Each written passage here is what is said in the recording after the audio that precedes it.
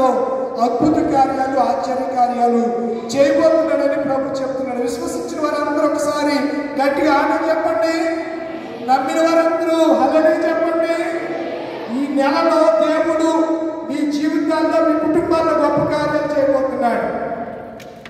వాక్యం చదువుదాం. మార్కు రాసిన సువార్త 7వ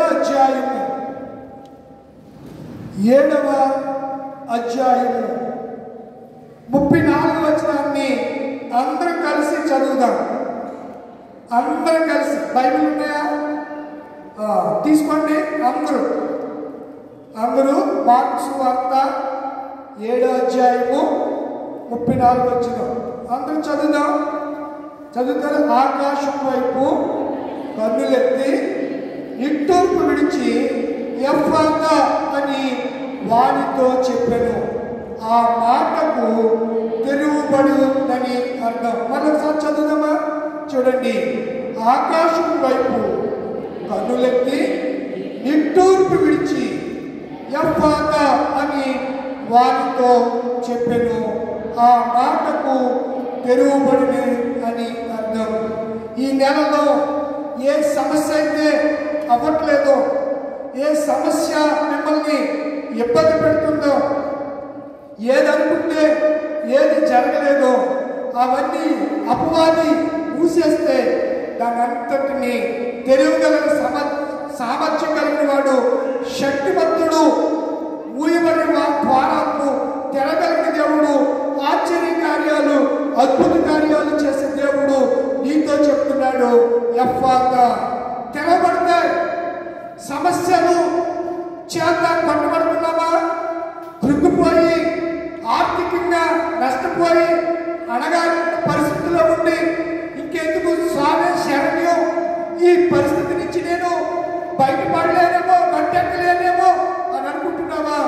దేవుడు అంటున్నాడు, నేను ప్రతి ద్వారాన్ని, మూసిన ద్వారాన్ని ఏం చేస్తాను? తెరుస్తాను. అయితే నువ్వేం చేయాలి? ప్రార్థన చేయాలి. అబీమెలెకు అనే రాజు శారాని తన ఇంటికి తీసుకుని వెళ్ళిపోయి తన ఇంట్లో పెట్టుకున్నాడు. చాలా దినాలు అయిపోతున్నాయి. అబ్రహాం ఏం చేస్తున్నాడు? ప్రార్థన చేస్తున్నాడు. ఒక దినాన్న అబీమెలెకుతో, నువ్వు తీసుకొచ్చి ఇంట్లో పెట్టుకున్నా ఆమె ఎవరనుకుంటున్నావు? ఒక దైవజనుని భార్య. అందుకే ఇంట్లో అందరికి ఏమొచ్చినాయి? రోగాలు వచ్చినాయి. ఏది కూడా చుగులు కావట్లేదు, ఎవరు గర్భవతులు కావట్లేదు, పశువులు గడ్డి అయిపోయాయి, సంపదలన్నీ గడ్డి అయిపోయాయి. నీవు అర్జెంటుగా తీసుకుని వెళ్ళి ఆమెను తన యజమానుడికి, తన భర్తకు అప్పగించని ఆ దర్శనంలో అబీమెలెకుతో చెప్తే కంగారు పడి తెల్లవారే తన ప్రజలందరికీ ఆజ్ఞాపించి ఆమె తీసుకెళ్ళి ఎక్కడికి అప్పగించాడు? అప్పుడు అబ్రహాము శారా వారి ఇంటికి వచ్చి ప్రార్థన చేస్తే మూయబడినవన్నీ కూడా అబీమెలెకు ఇంట్లో ఏం చెప్పండి? చెప్పండమ్మా, చెప్పండిరా, తెరవబడ్డాయి. కనుక ఏది మూయబడిందో ఈ ఆదివారం దినాన ప్రభు చెప్తున్నటువంటి మాట, తెరువబడునుగాక. ఆమేన్. తెరువబడునుగాక. కనుక నా ప్రియమైనటువంటి దేవుడి పిల్లలు, అద్భుతాలు చేసే దేవుడు ఆయన. ఎవరు చెప్పండి? అద్భుతాలు చేసే దేవుడు. ఇంకా అవ్వదు అనుకున్న వాటిని జరిగించే దేవుడు. కనుక మనం అద్భుతాలు పొందినప్పుడు, తెరువబడినప్పుడు మనం ఏం చేయాలి అని అనగా దేవుణ్ణి మహిమపరచాలి. ఏం చేయాలి? దేవుణ్ణి మహిమపరచాలి. ఇప్పుడు రండి, కొరింథీయులకు రాసినటువంటి 2వ పత్రిక 3వ అధ్యాయము. కొరింథీయులకు రాసినటువంటి 2వ పత్రిక 3వ అధ్యాయము 4వ వచనం నుంచి 11 వరకు చదువు. అందులో కొన్ని మాటలు మీకు జ్ఞాపకం చేస్తాను. మహిమ అనే మాటను నేను మీకు జ్ఞాపకం చేయాలని ఇష్టపడుతూ ఉన్నాను. 8వ వచనం, 3:8 వచనం. కారణముకు పరిచర్య రాళ్ల మీద చెక్కబడిన అక్షరములకు సంబంధించిన నేను మహిమతో, 9వ వచనం, మహిమ గలదై ఉండెను. మహిమ కలిగినదైతే నీతికి కారణమైన పరిచర్య అధికమైన మహిమ కలది. అధికమైన మహిమ దీని పుట్టిన చేత మునుపు మహిమ కలిగిన చేయబడిన విషయంలో మహిమ లేదు. 11వ వచనం, తగ్గిపోతున్నదే మహిమ కలిగినదైతే నిలుచున్నది మరి ఎక్కువ మహిమ కలిగే ఉండును కదా. మీరు మొత్తము ఆ 3వ అధ్యాయము 8వ వచనం నుంచి 18వ వచనం వరకు మహిమ అనే పదము 13 సార్లు రాశాడు. అక్కడ ఎన్నిసార్లు ఉంది మహిమ? దీన్నే ఏమంటాం? గ్లోరీ అంటాం. ఏమంటాం? గ్లోరీ. ఇంగ్లీష్లో గ్లోరీ అని అంటాం. గ్రీక్లో రాయబడినటువంటి పదము డోక్సా అనే పదాన్ని దీనికి వాడారు. ఈ డోక్సా పదం మీనింగ్ ఏంటంటే బ్రైట్నెస్. ఇంగ్లీష్లో బ్రైట్నెస్. అమ్మ బ్రైట్నెస్ అంటే మీ సెల్ బ్రైట్నెస్ తగ్గిపోతే ఏం చేస్తారు చెప్పడం బాగా వాడతారు కదా. మీరు మంచి నైపుణ్యం కలిగిన వాళ్ళు అందరూ సెల్ మెకానిక్లే. ఏం చేస్తారు? బ్రైట్నెస్ పెంచుతారు.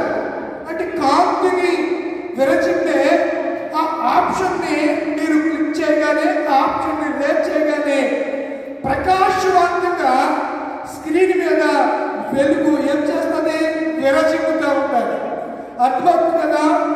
గ్రీకులో ప్రియులరా ఈ పదాన్ని ఏమంటారో చెప్పాను. డోక్సా అనే పదాన్ని వాడారు.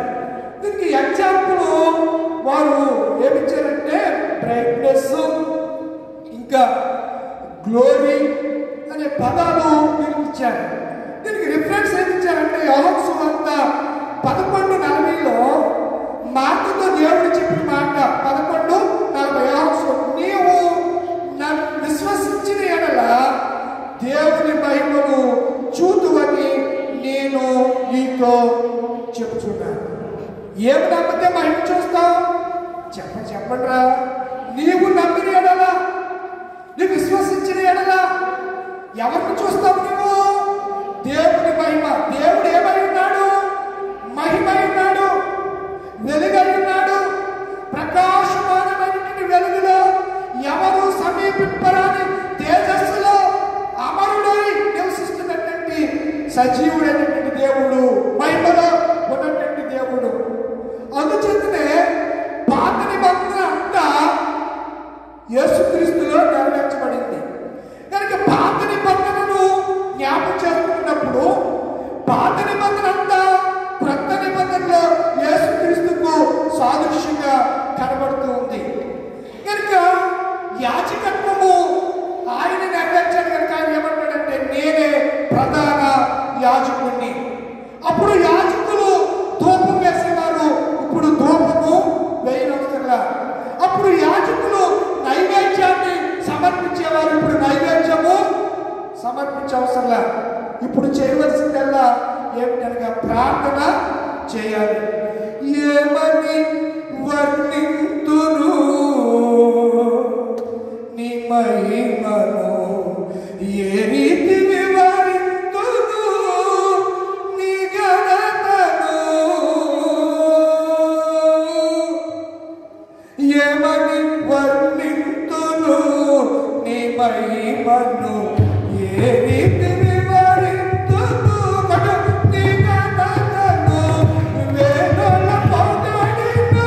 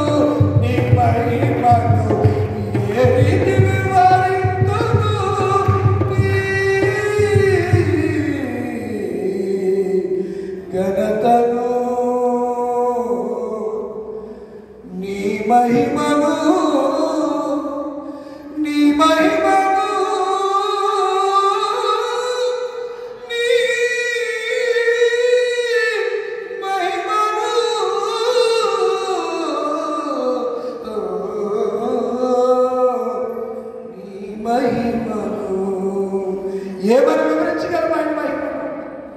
ఏ రీతిగా ఆయన కనపరచగలం? వేణోళ్ళ పొగడిన, వేణోళ్ళ పాడిన, కొనియాడ కర్మ ఆయనకు మహిమను వివరింప మన తరమ, నా తరమ, నీ తరమ ఆయన మహిమను గురించి, ఆయన శక్తి సామర్థ్యాల గురించి ఎవరు వివరించగలరు? డోక్సా అనే పదానికి ఇవ్వబడ్డ రిఫరెన్స్ ఏంటి? నీవు నమ్మిన ఎడల, చెప్పండి చెప్పండి, దేవుని అంటే నమ్మట్లేదు కనుకనే దేవుని అద్భుతాలు మన జీవితంలో పొందలేకపోతున్నారు, అనుభవించలేకపోతున్నారు. నా ప్రియమైన దైవజనమా, ఈ దినాన్ని దేవుడు మనతో చెప్తున్నాడు, నీవు దేవుని మహిమపరిస్తే దేవుడు నీ జీవితంలో గొప్ప కార్యాలు చేస్తాడని జ్ఞాపకం చేస్తున్నారు. అయితే హీబ్రూలో కూడా ఒక పదాన్ని దీనికి వాడారు. హీబ్రూలో దీని యొక్క పదము యొక్క వివరణ మీకు నేను జ్ఞాపకం చేయాలని ఇష్టపడుతున్నాను. గ్రీకులో కబోడా అనే పదాన్ని వాడారు. హీబ్రూలో ఏ పదం వాడారు? కబోడా. దీనికి రిఫరెన్స్ కూడా నేను మీకు జ్ఞాపకం చేస్తున్నాను. దీనికి ఇంగ్లీష్లో ప్రెసెన్స్, ప్రెసెన్స్ అంటే ప్రత్యక్షత, ప్రెసెన్స్ అనే పదాన్ని దీనికి వాడారు. దీనికి రిఫరెన్స్ మీకు జ్ఞాపకం చేస్తున్నాను. నిర్గమకాండము 40వ అధ్యాయము 34వ వచనం త్వరగా చదవాలి. నిర్గమకాండము 40వ అధ్యాయం 34వ వచనం. అప్పుడు మేఘము ప్రత్యక్ష గుడారమును కమ్మగా, ఏమా యెహోవా తేజస్సు అంటే మహిమగా ఎక్కడ నింపిందంట? మందిరములో నింపబడింది. కనుక నా ప్రియమైనటువంటి దైవజనాంగమా, అక్షర సంబంధమైన పరిచర్య, ఆత్మ సంబంధమైన పరిచర్య. ఇప్పుడు ఏది గొప్పది? మీరు చదివారు కదా, ఏది గొప్పది?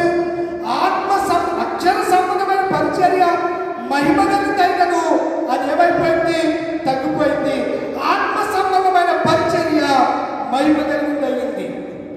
ఇందాక మనం పాడం, చటించుడి మనుష్య జాతి కేసునామము.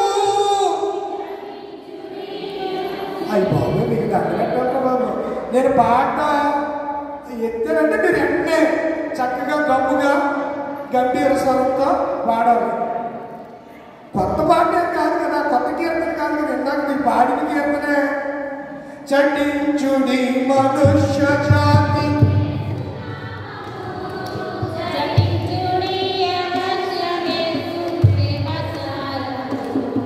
జనాదులారవి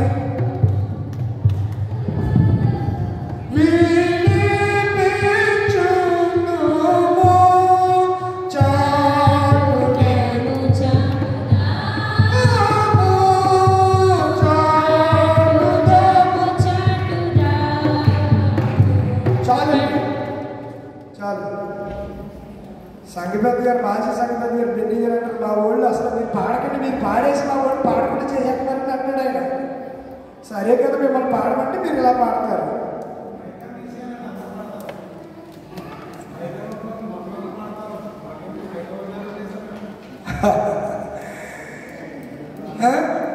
అందరూ పాటలు పాడాలి. పాటల ద్వారా స్తుతుల సింహాసనం దుర్గమే స్థాపించబడుతుందట.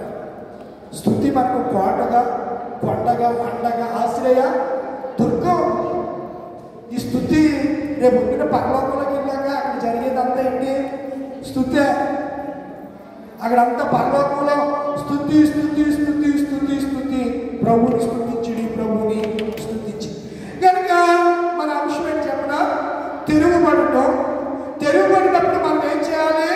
ప్రభువుని మహిమపరచాలి. మీకు కొన్ని విషయాలు నేను జ్ఞాపకం చేయాలని ఇష్టపడుతూ ఉన్నాను. ప్రియమైన దేవుని పిల్లలు, పరిశుద్ధ గ్రంథంలో ఎన్నో సత్యాలు, ఎన్నో విషయాలు దేవుడు మనతో మాట్లాడుతూ వచ్చాడు. చాలా అద్భుతంగా ఆయన మాట్లాడుతూ వచ్చాడు. నేటి దినాల్లో మనం ఆలోచన చేస్తే సువార్త మహిమ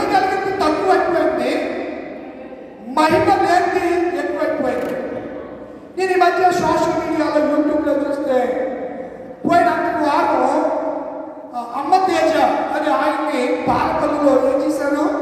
అడ్డుకున్నారు, ప్రకటించుకుంటారు. 5వ తారీఖున చిక్కు ఇస్సాక్ గారు అనే ఆయన్ని ఆ సభలు జరపకుండా అడ్డుకున్నారు. ఎవరు అడ్డుకున్నది? ఎవరు చెప్పేలా స్థానిక సంఘాల్లో ఉన్నటువంటి విశ్వాసులు, దైవజనులు. అంటే మీరు, మీ పాస్టర్ గారు లేదా మీ సేవకులు ఏం చేశారు? పలాయి నాయన సువార్తికుడా, మనకి భీమవరం పక్కనే పెడమేర ఉంది, పెడమేరని ఎదుర్కొన్న నిర్మల పంచనాలు ఉంటుంది. ఏవాళ్ళు అందులో వండుదాకా జరిగాయి. ఆయన్ని ఉదయమే వెళ్ళిపోయేవారు, 4ంటికి వెళ్ళి అక్కడ కూర్చునేవారు చాలా మంది. ఏంటది? తైలాభిషేకంగా ఆరాధన. ఏ ఆరాధనది? తైలాభిషేకంగా ఆరాధనని ఇక్కడ ఆ నిర్మలా ఫంక్షన్ హాల్లో మొత్తానికి ఆ పెద్దలో వాళ్ళు గొడవ పెట్టారు. గొడవ పెడితే ఫంక్షన్ హాల్ ఆయనకి అతిథ్యంలో మానేశారు. ఈ రాజధాని పరిచర్య పాల్గొని మహిమ గురించి మీకు చెప్తున్నాను, మీ పాయింట్ అనుకోవాలని. ఇప్పుడు సువార్తే మహిమ కలిగిందని దేవుడు చెప్తూ ఉంటే సువార్తను మానేసి స్వస్థతల గురించి, అద్దుపడి కోసం ప్రార్థన, యాపిల్ పడి కోసం ప్రార్థన, పనసపడి కోసం ప్రార్థన, కానుకల కోసం ప్రార్థన, ఇది మహిమ కలిగింది కాదు. ఇది మహిమ కలిగినది కాదు. ఇది మహిమ కలిగినది కాదు. మహిమ కలిగిన పరిచర్య ఏమిటి అనగా సువార్త. అక్షరం ఏం చేస్తుంది? చంపుతుంది. ఆత్మ ఏం చేస్తుంది?